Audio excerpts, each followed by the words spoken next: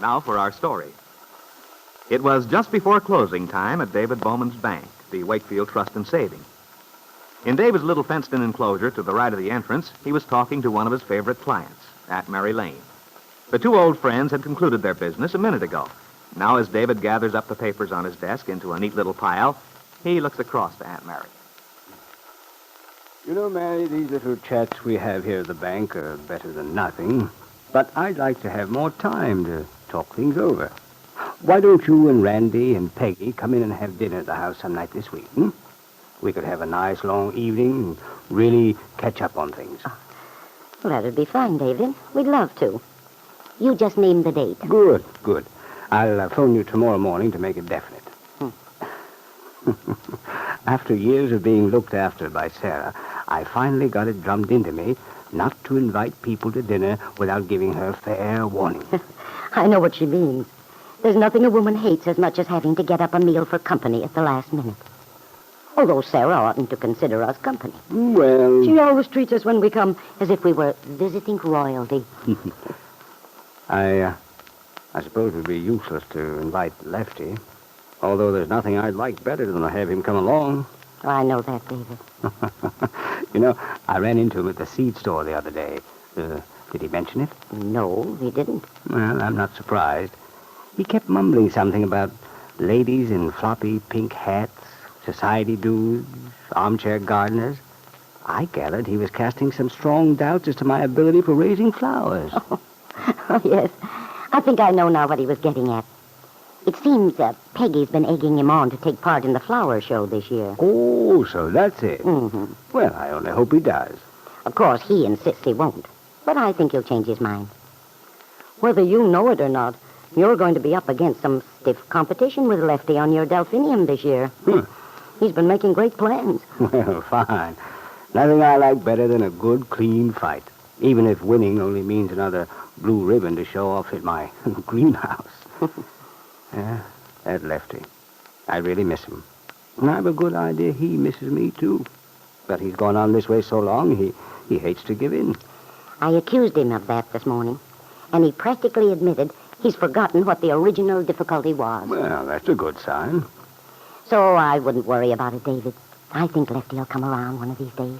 Well, I hope so. He left quite a gap in my life. You know how I am, Mary. I don't make friends very easily. And, of course, as far as relatives go, I might as well be on a desert island. It's too bad, David. Take my niece Kit, for instance.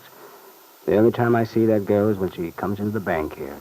And then she usually goes shooting past, tries to pretend she doesn't see me. Poor Kit. I feel sorry for her. When I saw her the other day, it really shocked me. She looked ill, so thin, nervous. Yeah, I know. It's been getting worse all the time.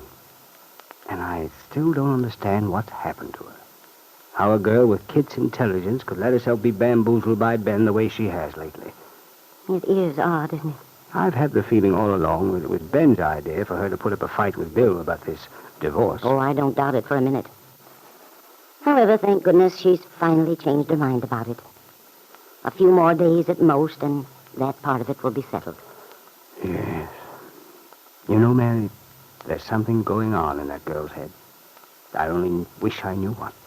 It mystifies me. What makes you say that, David? Well, she came in to see me the other day. I guess it was the day you saw her for a minute. Oh, yeah? Now, the fact that she came in purposely to talk to me was surprising enough in itself. As I said, she usually avoids me. But this day, she did want to talk things over. And the gist of it was, she asked me to intervene with Bill. Try to persuade him not to attempt getting custody of the baby. I suppose it's a strange thing for me to say about my own niece, but I honestly don't think Kit cares about that child of hers. In fact, she's as much as told me so several times. Yes, I remember. I think she said something of the sort to Bill, too. She did. And yet, she sounded very genuine the day I talked to her about it. Genuine and desperate somehow. Almost frantic. That's what puzzled me so. It's very peculiar. It doesn't seem to tie in. Well, I doubt if we'll ever know the real answer.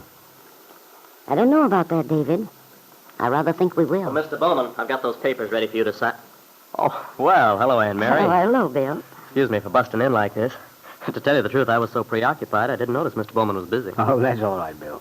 Here, I'll take a look at him in a minute. Oh, you go right ahead, David. I must be running along anyhow. All right, Mary, if you must. And I'll get in touch with you about your dinner party.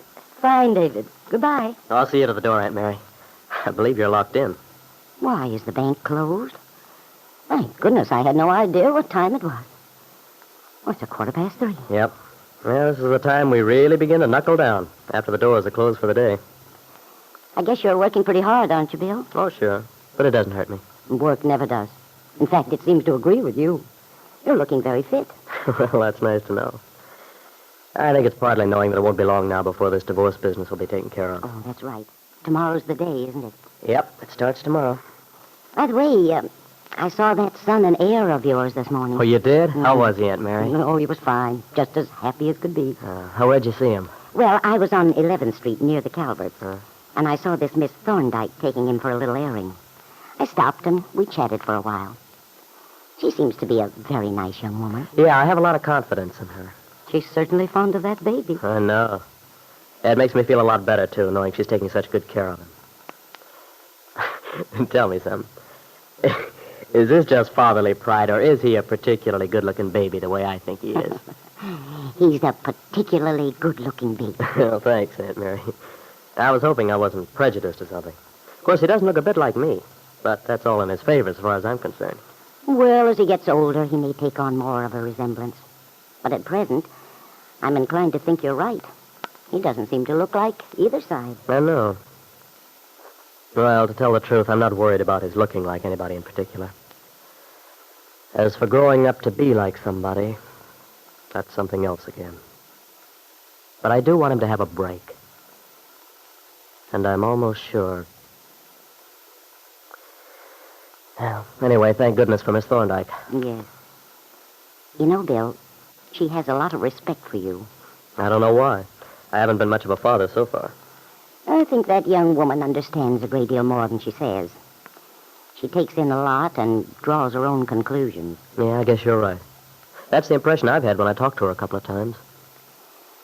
This may be jumping at conclusions, but I had a definite feeling she was very sympathetic to your side of the story. And it's just possible she might prove very helpful to you, if it comes right down to it. You mean when the case comes up in court? It's something to think about. I don't know, Aunt Mary. It's possible, but... Well, after all, Miss Thorndyke has her job to think of. And she is working for Ben Calvert. Her job wouldn't last 10 minutes if she decided to take any stand openly. No, probably wouldn't. But it strikes me as she is the sort of girl who has a strong sense of justice. Yeah. And, of course, the fact that she's so fond of the kid and wants him to get the breaks. And when I talked to her in the square one day, she got quite intense about it. Almost as if she were talking about a child of her own. Well, that's probably very much how she feels. Maybe she's trying to give your baby the affection she thinks it lacks from its own mother. I think you're right, Aunt Mary. She didn't come right out with it, but she implied when I talked to her that the baby didn't get any affection from Kit. But even so, as for acting on any such knowledge she might have, and even if she did, I question how much good it would do. Well, Bill, you know, I wish you all the luck in the world tomorrow. Thanks, Aunt Mary. Yeah, but I'm afraid there's not much hope. Not much hope, Bill? You say that with such dejection. And yet today the answers to your whole problem have been unknowingly stated. Kit's desperation to keep a child she evidently doesn't want, and that child's resemblance to Lisa Fenner, a woman you have never met. If only the link between these factors could be made, in time. What evidence will Judge Willoughby hear presented when this case comes before him?